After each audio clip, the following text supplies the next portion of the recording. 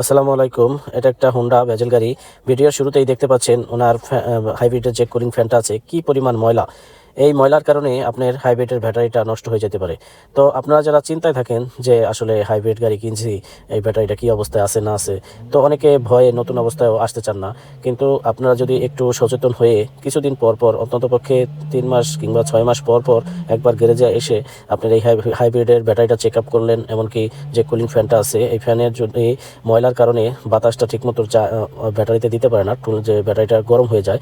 এর কারণে আপনার ব্যাটারিটা অনেক তাড়াতাড়ি নষ্ট হয়ে যায়। ঠিকমতো চেক আপ করে রাখলে আপনার এই ব্যাটারিটা আর নষ্ট হবে না ইনশাল্লাহ। এমনকি আমরা এটার যে টোটাল বডি ওটা পরিষ্কার করি, এমনকি ডুয়েল ক্লাসের যে অয়েলটা আছে ওটা চেক করে দেই, ওটা চেক করে দেখি ঠিক আছে। এমনকি টোটাল বডিতে অনেক ময়লা ছিল ওটাও আমরা পরিষ্কার করে দেই। ওনার এয়ার ফিল্টার চেঞ্জ করে দেওয়া হয়, এসি ফিল্টার, এয়ার ফিল্টার সমস্ত কিছু চেঞ্জ করে দেওয়া হয়। এবিএসের কিছু বাতি, একটা এবিএসের যে বাতিটা থাকে ওটা জ্বলেছিল, আমরা ওটাকে কাজ করে দিই। সমস্ত যে মাস্টার সার্ভিসের কাজটি আছে সব ওকে করার পর গাড়িটা আলহামদুলিল্লাহ 100% ওকে হয়।